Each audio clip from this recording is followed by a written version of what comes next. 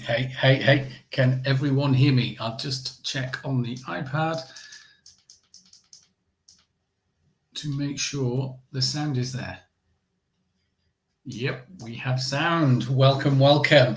And hopefully we are over the technical issues that we had last night and the night before.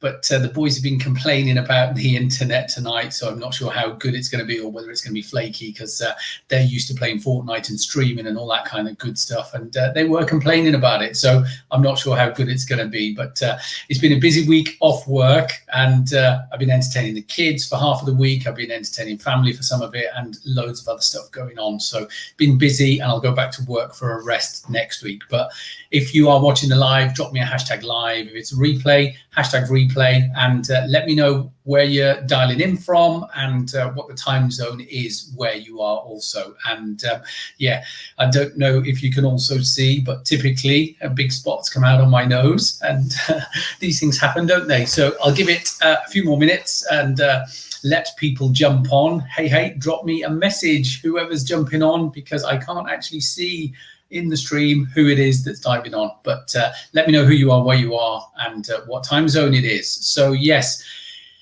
is this making sense? Is it sinking in? This is all about branding and you as a brand, and you as an individual, a personal brand, or your business, your company. And I've shown you lots of examples of me, my businesses, my brand, and the way that I come across in the presentations, be that my personal brand or my business brands. You know, the logos you can see up there on the screen, the What Online Global branding image there around that. And I've talked around my businesses and the image that I feel that I'm coming across with. You know, it isn't always the same, is it? When you portray yourself in a certain way, the perception is sometimes very different, isn't it? Hey, James, good to see you. And yeah, so that's the whole idea, and I'll dive into the screen in a second, but let's skip through all the fluff and let's go into the nitty-gritty of what branding is all about. So if I share the screen, we can get into the presentation. Drop me some questions if you have any, and I will share the screen now. You're going to miss my beautiful face disappearing.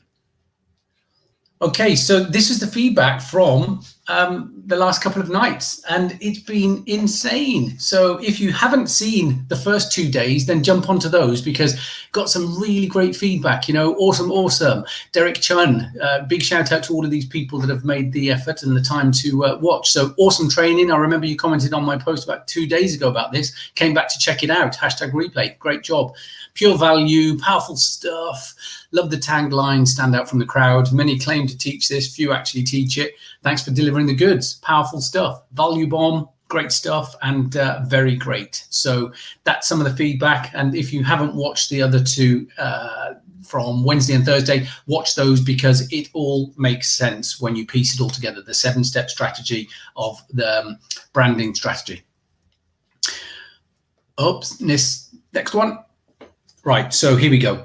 Previously, I've touched on the first 5 steps of the strategy, and now we're moving into the final 2 pieces of the jigsaw, the final 2 elements. The first 5 were you as an individual, your personal brand, where you fit in your company brand also, and what even is marketing, because it means different things to different people. So what is marketing? And the purpose, your company purpose, get my words out, and all of those good things. Your image, you as an individual, your image, how you come across, and the positioning, where you are positioned in the pecking order, in your market, in your niche, those kind of things. And then the 5th element was products and services, because obviously businesses have to have products and services. So they were the first 5 elements that we talked about. Tonight, we're going to touch on marketing, because that should follow branding, in my opinion. People are out there marketing, and lots are trying to do marketing straight out the gate, which I believe, my personal opinion, is that that's a really bad habit, to try and just jump straight into marketing if you don't have a brand and you don't know what you stand for and you don't know what your purpose is. So marketing we're going to touch on tonight, and we're also going to touch on pricing and monetization around your brand, understanding what the price points are for what you've got, and making sure that you're priced at the right position. And that's what's going to move your stuff, being priced correctly, and then how to make the sale. I need to put this in presentation mode. So marketing. Let's touch on marketing. And I've mentioned this before, you know, a strong brand is going to do half of the work for you, actually, because when you know what you're doing with marketing, when your brand is really strong in the first place, then the marketing side of things and the sales side of things should be a little bit easier. And we've talked about the know, like, and trust factor. Your competitive advantage starts with your brand, and then the marketing goes through from your brand and makes the sale with the competitive advantage of your branding. So remember the promise that you made in your marketing campaigns and in your brand, the brand promise. The marketing should make that brand promise come to life, and you've got to follow through with that brand promise also. So your brand should be congruent across all of the different places, all of the different spaces, all of the different mediums. So social media, your website, if you've got a bricks and mortar business, then it should all be congruent across all of those. The colors, the designs, and the message that you're putting off. It should all be, the message is key in the delivery, and it should all be, in sync across all of those mediums, like I've just said. Social media, your website, emails also, the style and the designs, the message, everything has to align. So where you see McDonald's, it's identical across the globe. It's very rare, I think, in certain countries where they've made it illegal for certain things, and the colors may be slightly different, but pretty much the menus and absolutely everything in McDonald's is all congruent. You know exactly what you're getting when you go to a McDonald's, don't you? So that is a congruent brand. So true, you as a brand have to be trusted, remarkable, unmistakable, and essential. Because do people actually discuss you, and do they talk to their friends about you? Because if you're remarkable and unmistakable, then people are going to be advocates. They're going to share exactly what you are and what you do. Can you be picked out from others in your market, in your niche, and in your space? Are you unmistakable? And how can you be like a daily essential part of people's lives? These are the kind of things that you need to think about with your brand.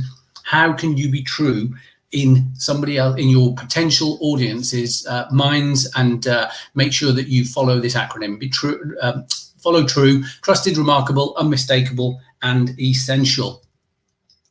Right, so the question is, with your marketing, where are you now? Are you in a position where your business is doing okay, or is it struggling, maybe because of COVID, maybe because of the world situation? Who knows? But what is the reality, and where is your brand? Where are you positioned? We're going to talk about positioning a bit more, but where are you positioned with your brand and your products and services?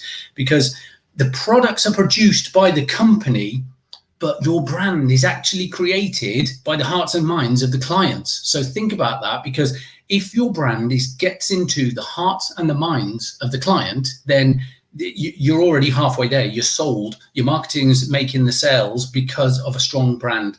And there's a difference, between a customer and a client. The difference is customers may be just a one-time only purchased, whereas clients are loyal advocates because you've answered that true question. You're remarkable and essential in their lives, so they want to keep coming back. That's a client. They're repeat business, and they're the ones that are your biggest advocates that shout from the treetops that you have something that everybody needs out there. Campaigns in your marketing. What objectives have you got? What are the goals when you're marketing? Is it just awareness? Are you putting out stuff out there in front of people for value purposes so that they can see exactly what you're about? Is it just so that you can get awareness? When Facebook tells you that you can boost your posts or you can advertise on the social media platforms, they say, what kind of campaign do you want? Is it for leads? Is it for awareness? So the awareness side of things is just to show. And there's two sides of this. There's a problem awareness and there's a solution awareness. So it might be that you are answering a problem for somebody with a solution. So that's the awareness campaigns that you can put out there. Leads. So every business should have, it's a daily lifeblood. Every business should have a vast pipeline of leads, because without leads, your business is either shrinking or it's gone away completely, because new business is exactly what you need. Be that repeat business, it could be repeat business from existing customers and clients, or it could be new leads. So that's another objective of a campaign. And it should be on a daily basis that you are creating new leads also. So you might be monetizing existing customers. Now, new leads are hard work and they're expensive, because if you're paying for advertising and campaigns, then clearly making money from customers is going to be difficult when it's new leads all the time. What you've got to try and do is keep the existing clients happy, because they've already bought from you. They've put their trust in you. So make sure that you keep those existing customers on side and do the best job you can for them. So they're the easiest ones to make a repeat sale to if they've already been sold once. So unless they weren't happy, obviously, and then you probably weren't thinking long term. If your customer isn't delighted, like I mentioned yesterday, if your customer isn't delighted, then clearly they won't come back for future business. So that then means that your objective is for new leads all the time, because you're churning through customers rather than building those long-term clients. So think about long-term clients. And then community and advocacy.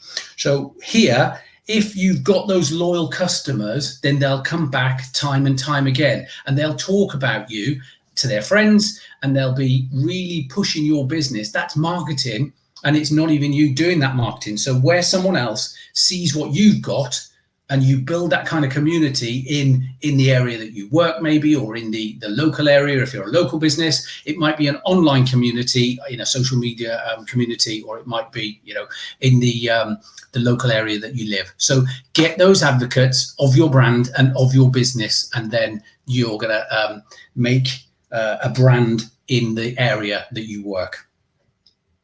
Branding should be front and center, obviously, of any campaign. You've got to hook people and have that authority so that people see you in your area or your market or your niche as that authority figure. So there's three major types of campaign.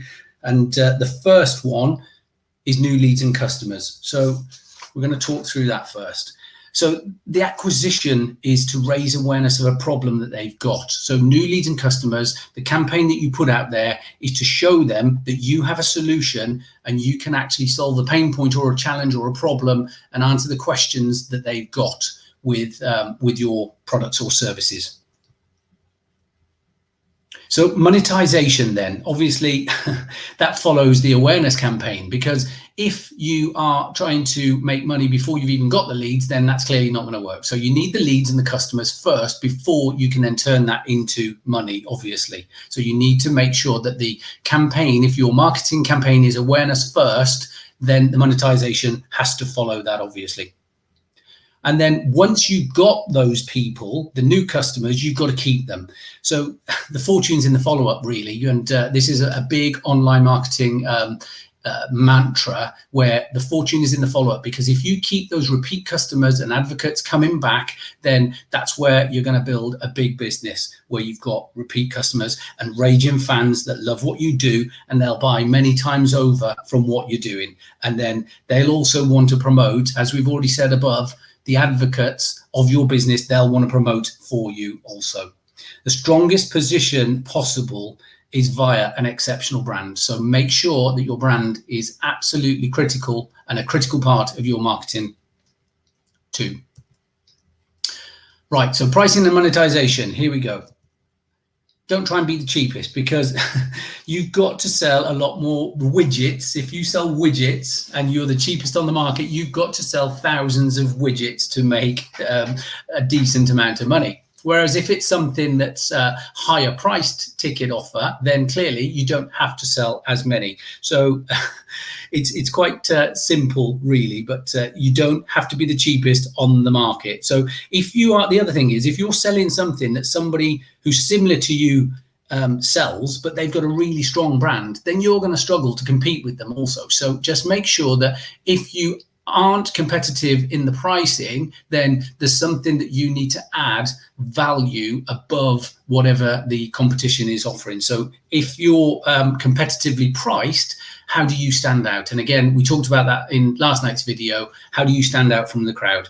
And if you're in the same position as them. So it's hard going from a cheap price to then increase prices, because people see that as a negative and don't want to buy in if the price goes up tenfold. Whereas if you're already competitively priced or slightly higher priced, but they see the value in what you've got, then clearly it's okay to lower prices if the demand goes away, but it's much more difficult to raise prices as time goes along.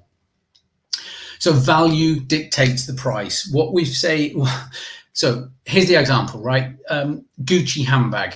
How much is a Gucci handbag? I have no idea whatsoever. Let's say £500, $500, something like that.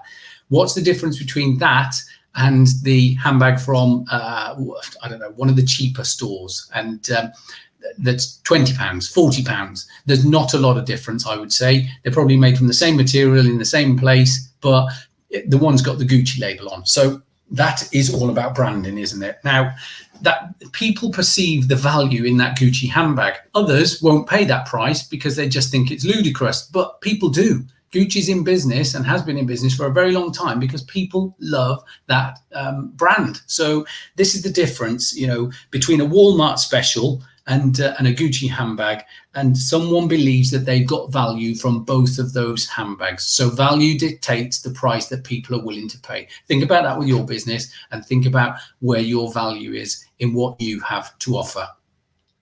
But sometimes the market dictates the price, because it's not always easy to make a decision on a pricing point. Now, the example I've got here is Christmas trees. It's coming up to Christmas, not too long, is it? So depressingly, the year is almost over. But yeah, if you think about Christmas trees and you've got a Christmas tree that's like, I don't know, £25, $25, and somebody else is selling that tree for $20, then why is yours 25? It might be the location, who knows, but you won't be able to sell as many trees if people, and the internet is a really powerful place, isn't it now? Because people find stuff online and they compare prices and obviously go for the cheaper one. Why would they pay you more if they can find it cheaper? So this is where value comes into it. But sometimes you can't always dictate the price. The market dictates it sometimes. So you won't get away from that. But if you can add greater value to that price, then you can justify a higher price, because you can obviously add certain things in with the Christmas tree example, maybe a free stand or free delivery or something like that to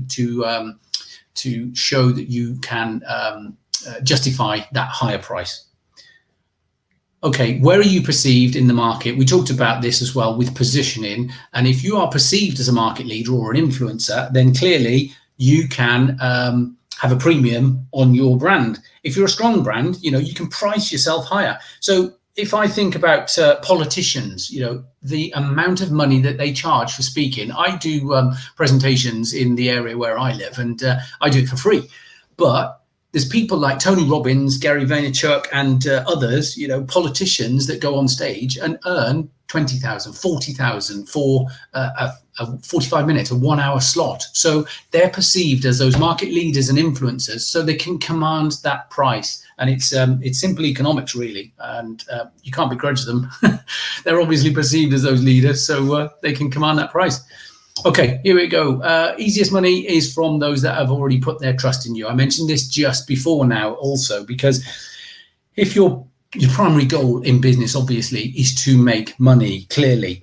And so if you've already got those trusted customers that have put their trust in you, then that's the easiest money to make repeat sales to. Because, oh yeah, there's another saying here as well. There's a guy in the UK called John Lee, and in his book called Business Hacks, he said, if you don't make sales, then you just have a hobby. You don't have a business. So clearly you've got to make sales. But anyway, back to the point here. The easiest money is from those that have already put their trust in you and purchased from you. So make sure that you keep your existing clients really, really on side and take care of those, because they're the ones that are going to become those advocates and they'll buy from you time and time again.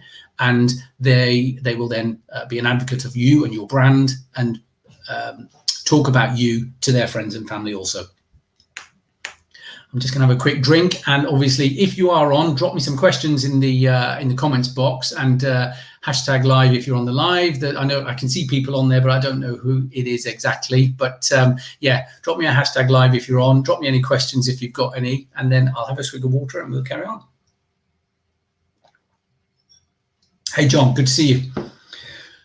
Right, so no leads. If you don't have leads, then you can't price yourself. You can't monetize what you've got. You know, cold traffic doesn't buy from you either. We categorize traffic and leads in cold, warm, and hot and raging. So if you've got new leads and they're cold, then you won't be able to monetize those leads. You've got to warm them up first with that know, like, and trust value, obviously, and take them through those campaigns that we talked about in the previous slides. So in marketing, they say that it takes 7 to 10 touch points also. So don't just think you're going to make a sale from the off. If someone's desperate enough, they will buy straight away. If it's an emergency situation, people will buy straight away. And, you know, if your, I don't know, your boiler's broken, then it's an emergency purchase and you've got to buy. Like with COVID and lockdown, people just went crazy with all of the bare essentials, and particularly masks and things like that. People just went out and prices skyrocketed, hand sanitizer, all of that. There was people, opportunists, and you know, it's price gouging they call it, which is a little bit unethical, I would say, but you know, each to their own. If that's the way that they want to make business work, then that's absolutely their choice. But warm traffic is the repeat custom that we talked about just now. These are the people, and the hot traffic that the new leads aren't, they're cold and they're not going to be the same. And you're going to have to treat them all differently across the tiers of the traffic that comes to you. So nurture the leads through the awareness phase of the campaign, as we've touched on just now, and warm them up until through those 7 to 10 touch points, they then want to become customers and clients. Have a strategic approach. That's what I was going to say. Have a strategic approach also, because if you don't have a strong brand or you've not engaged enough, you will need to build that know, like, and trust, because they don't know who you are. So you've got to take them through the phases of going from completely stone cold traffic all the way through to warm and then raging fans if you can.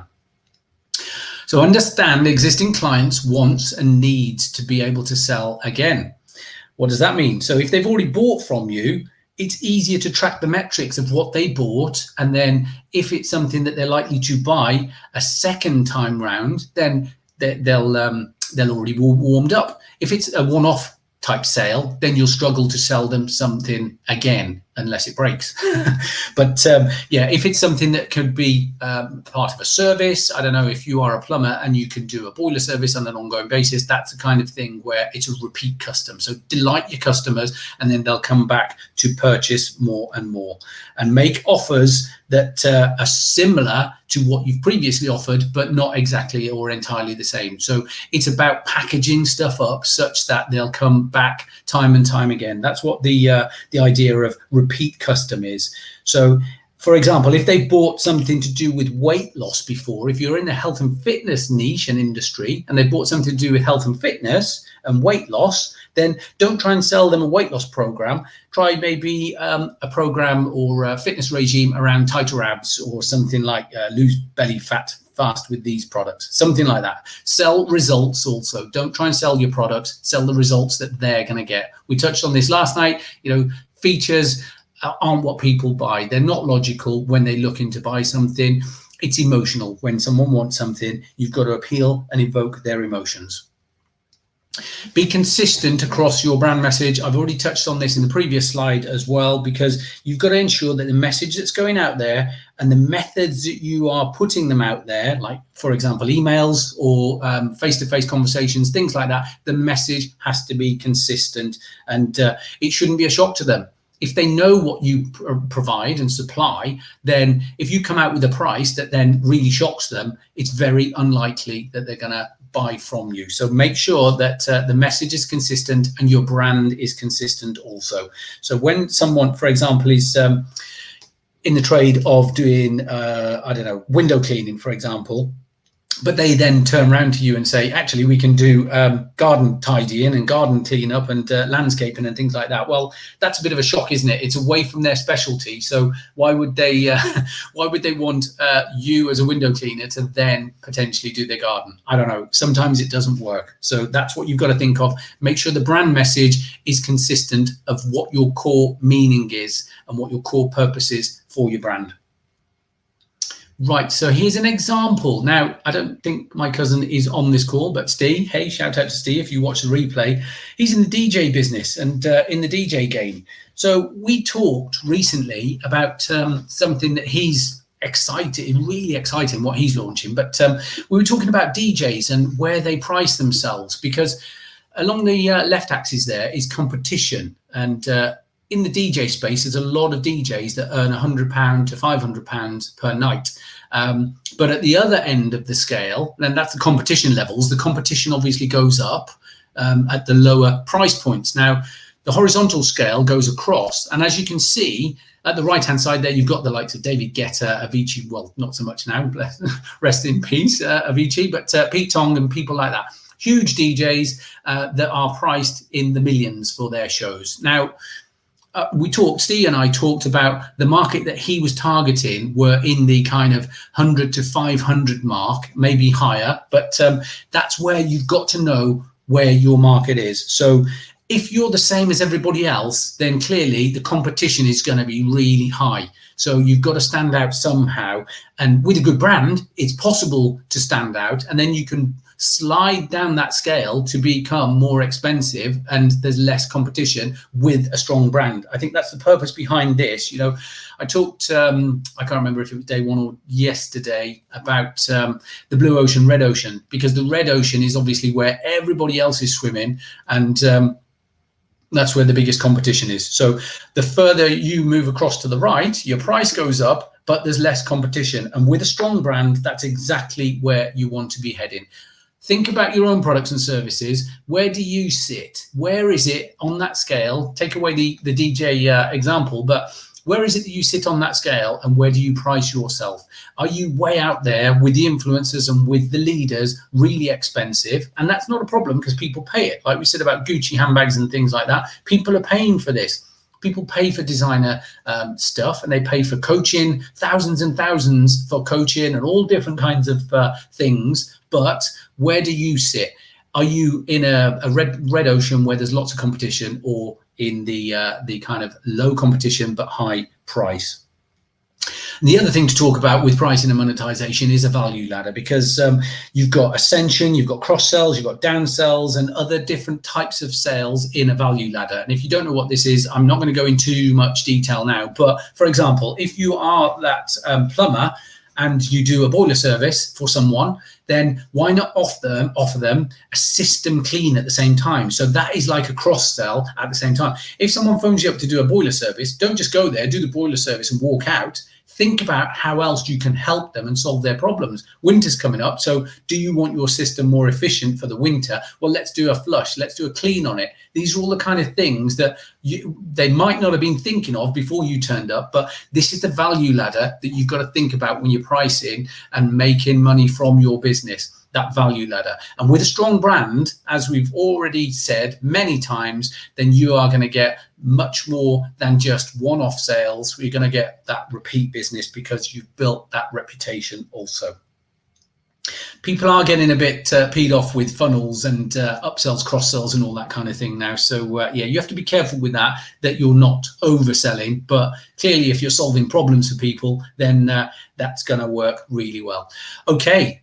That is it, the 7-step branding blueprint. And that is the end of 3 days of the Brand Boss series. But this is just the beginning. I've just really scratched the surface here. So, you know, that's it in a nutshell. But let me know if you're watching a replay, #replay or whatever. Drop me some comments, drop me some questions if you do have any. But before we sign off, there's one final thing I wanted to show you, because I wanted to talk about an exclusive opportunity for this program that I've developed. It's called the Branding Advantage, and it's absolutely sensational. We've just scratched the surface with this 3 days of training. Now, the Branding Advantage goes into so much more depth of what branding is all about, and helping build a massive brand to make you that influencer, to make you that expert and stand out from the crowd in your market and in your niche. So don't waste any money on your marketing and on your sales until you've got a really strong brand. That's where you should be focusing on, so that you can move out of that red ocean away from all the other competition with a massively strong brand.